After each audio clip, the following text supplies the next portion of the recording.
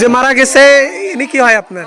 আমার দুই ছেলে। আল্লাহু আকবার। আল্লাহ, বলেন কি হয়েছিল একটু বলা যাবে? হ্যাঁ, এই মুরগির এই জায়গায় এই যে মুরগি গন্ধ টিকতে আছে না, তাই একটা পদ্মা দোয়া ছিল অমনি, সেইটা একটু টেনি দিয়েছে আর দিলি ঝাপাই ওরা এসব পারে, মানে ছুরি তো এসব পার মেরি দিয়েছে, কোনো আমরা এ করতে পারিনি। আপনার দুইটা ছেলে, মানে ছেলে মোট কয়টা আপনার? মোট দুইটাই ছেলে, দুইটাই আহত? মরি গেছে, আবার আহত কে আল্লাহু আকবার। মরি গেছে, একটা ভর্তি নেই না, একটা জায়গায় মরি গেছে। আমি তো বাঁচবো না, আমি সহ্য করতে পারছি না।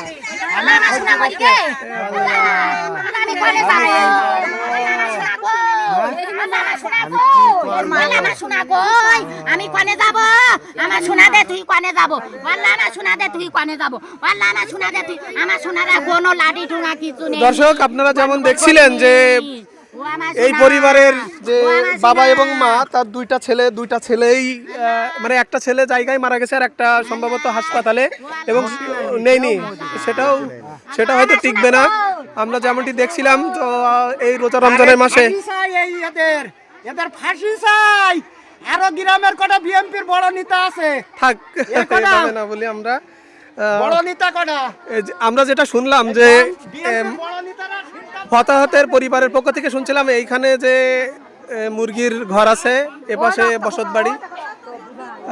বসতবাড়ি, আর এখানে মুরগির গ্যাস আসার কারণে, মুরগির থেকে যে গন্ধ সৃষ্টি হয় সেই গ্যাস আসার কারণেই মূলত কাপড় টাঙানোর কথা বলা হয়েছিল, যার কারণেই মারা গেছে আমরা যতটুকু জানতে পারলাম। আর এই যে মারা যাওয়ার আলামত, ঘর মুরগি আর কি, মুরগির ঘর আর বসত ঘর, রান্নাঘর পাশাপাশি।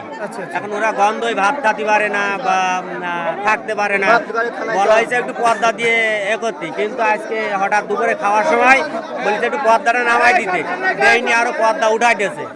দেওয়ার পরে এখন এর মা রে যেই আর কি ঢেকে নিয়ে গিয়ে ছুরি, অকস্মাৎ ছুরি মেরে দিয়েছে।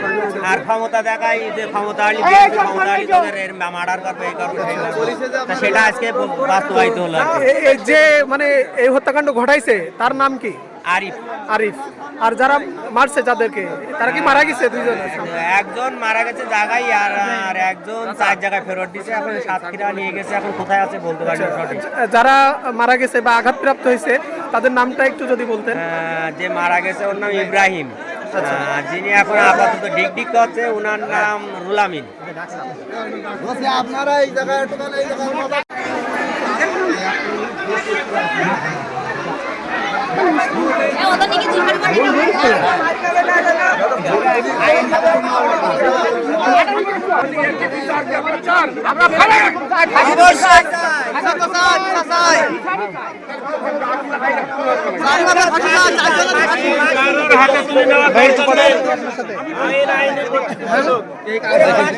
শুনেন, আমি আপনাদের থানার অফিসার ইনচার্জ, আপনাদের কলারা থানার আমি ওসি। আমরা ঘটনাস্থলে শোনার সাথে সাথে আসছি, আমরা আসামি হেফাজতে নিচ্ছি। যে কয়জন ছিল আমরা তাদের হেফাজতে নিয়ে, আমরা কিন্তু অলরেডি তাদেরকে থানা হেফাজতে নিয়ে গেছি। একটা ঘটনা ঘটছে, আইনের সর্বোচ্চ প্রয়োগ হবে, তাদের বিচারের জন্য যা যা করা দরকার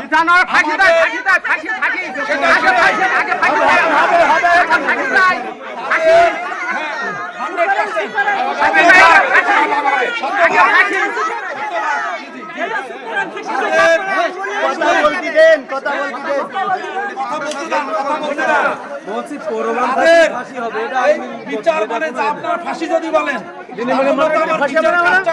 তৈরি করে দিতে হবে না, নাহলে তো হবে না। আমরা তদন্ত করে পুরো বিষয়টা স্বচ্ছতার সহিত আমরা করব। কিন্তু এখন যদি আপনারা এখানে কোনো অরাজকতা করেন, তাহলে আরেকটা অপরাধের সংগঠন হবে।